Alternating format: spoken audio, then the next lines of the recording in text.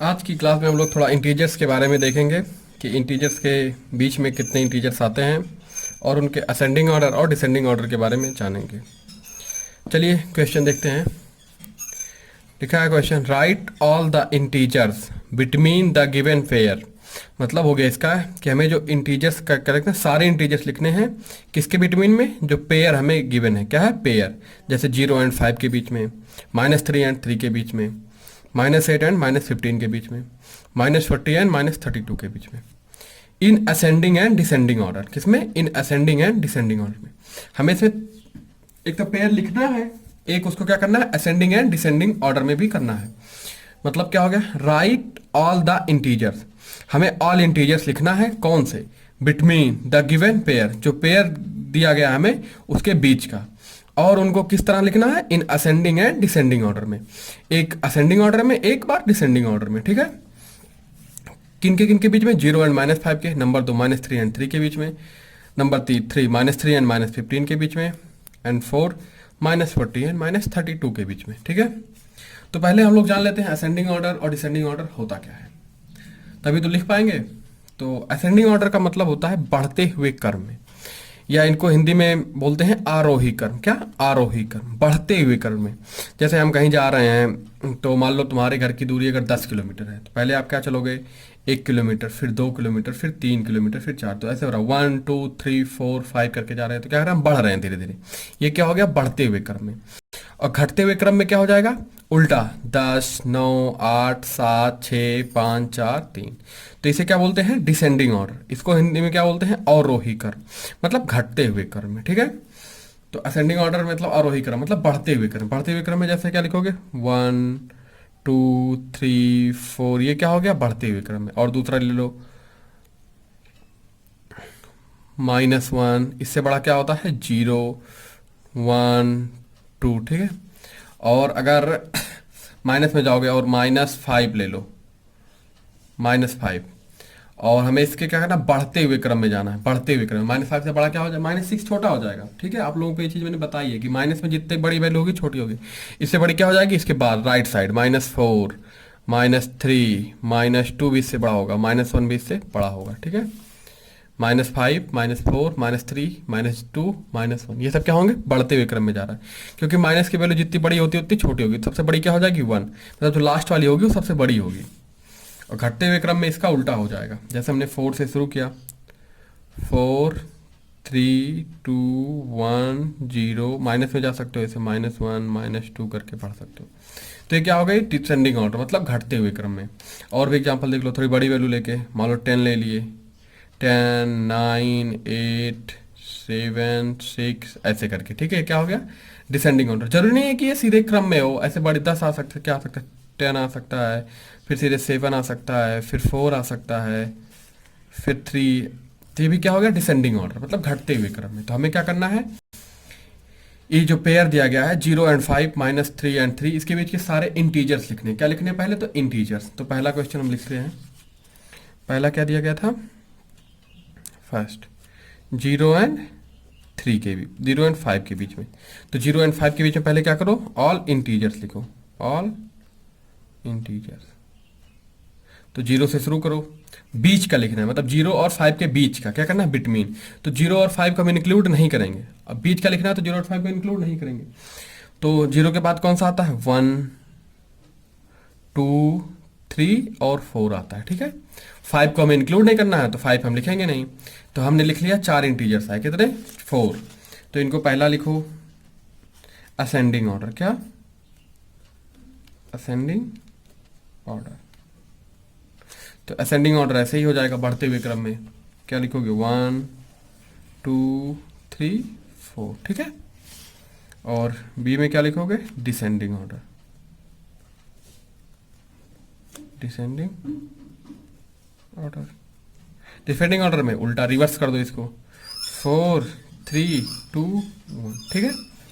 तो हमने पहले क्या जाना? असेंडिंग ऑर्डर डिसेंडिंग ऑर्डर क्या होते हैं, और जो बीच के इंटीजर्स हैं उसको हमें लिखना है। नंबर 2। दूसरे में क्या करना है? -3 और 3 के बीच लिखना है। किसके? -3 और 3 के बीच का। तो आप क्या करोगे? पहले ऑल इंटीजर्स लिखोगे बिटवीन इनके। All integer. -3 के बाद कौन सा आता है? -2, फिर -1। इंटीजर्स में 0 भी आता है, ठीक, और 1 2 3 हम लिखते हैं क्योंकि 3 से बीच का लिखना है तो 3 आएगा नहीं। तो अब इनको असेंडिंग ऑर्डर में इसको भी लिखना है, तो आप करो असेंडिंग ऑर्डर। असेंडिंग ऑर्डर तो इनको भी लिख दो, सीधे ऐसे लिख दो तो असेंडिंग ऑर्डर हो जाएगा, क्योंकि -2 -1 से छोटा होगा, फिर -1 0 से छोटा होगा, 0 1 से छोटा होगा, और 1 2 से छोटा होगा। तो ये क्या हो गया? Ascending order. अब दूसरा क्या लिखोगे? Descending order. क्या? Descending order. डिसेंडिंग ऑर्डर क्या हो जाएगा? रिवर्स, इसका मतलब उल्टा, सीधे 2, क्योंकि 2 1 से बड़ा है, 1 0 से बड़ा है, 0 -1 से बड़ा है, और -1 -2 से बड़ा है, ठीक है। पहले 2, फिर 1, फिर 0, फिर -1, फिर -2, ठीक है। अब चलिए 2 तो हो गए, अब तीसरा देखते हैं। तीसरा क्या था? -8 एंड -15 हमें इसके बीच का लिखना है। तो आपको पता होना चाहिए कि निगेटिव जो इतना ज़्यादा होता है उतनी ही मतलब जितना छोटा होगा निगेटिव उतनी बड़ी वैल्यू होगी। तो पहले इसके इंटीजर्स लिख लो। क्या? इसके इंटीजर्स, ठीक। इसके इंटीजर्स क्या हो जाएंगे? -15 छोटी है, क्योंकि जितना बड़ा होगा उतनी बड़ी छोटी होगी, तो छोटे वाले से बड़े की तरफ चलते हैं। -15 को लेना नहीं है, क्या बचेगा? -14 -13 -12 -11 -9 -8 लेना नहीं है तो हम 8 लिखेंगे नहीं। तो इसमें सबसे बड़ी वैल्यू कौन सी हो जाएगी? -9। तो ये सीधे किस में लिखा हुआ है? असेंडिंग ऑर्डर में। तो क्या हमें क्या करना है? इसको असेंडिंग ऑर्डर लिखना है। कौन सा? Ascending order. तो असेंडिंग ऑर्डर ऐसे ही लिख दो सीधे, क्योंकि -14 छोटी होगी -13 से, -13 छोटी होगी -12 से, -12 छोटी होगी -11 से, सॉरी बीच में क्या आएगा? -10 भी आएगा, -10 -11 -10 से छोटी होगी, और -10 -9 से छोटी होगी, ठीक है। तो आप लोग समझ गए होंगे कैसे कैसे लिखा जा रहा है। अब डिसेंडिंग ऑर्डर सीधे इसका रिवर्स कर दो। डिसेंडिंग ऑर्डर, ठीक है।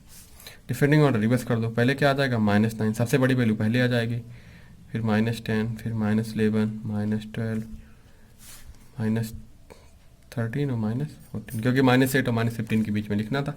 हम -8 और -15 लिख नहीं सकते थे। फोर्थ क्या है?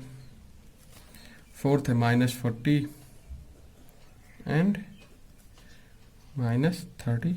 तो -32 बड़ी होगी, -40 छोटी होगी, तो पहले इंटीजर्स लिख लो। आप लोग बस यही बात ध्यान में रखिए कि माइनस में जितनी बड़ी वैल्यू उतनी छोटी होगी।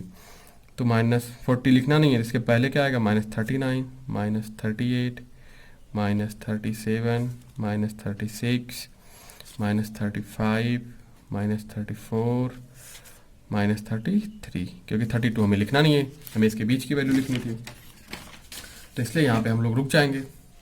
अब हमें यही असेंडिंग ऑर्डर हो जाता है, सीधे असेंडिंग ऑर्डर लिख दो।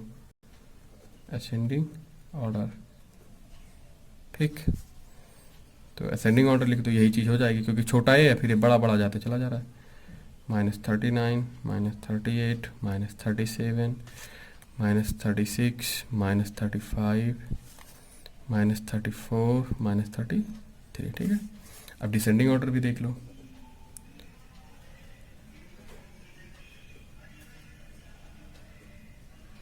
डिसेंडिंग ऑर्डर इसका रिवर्स कर दो।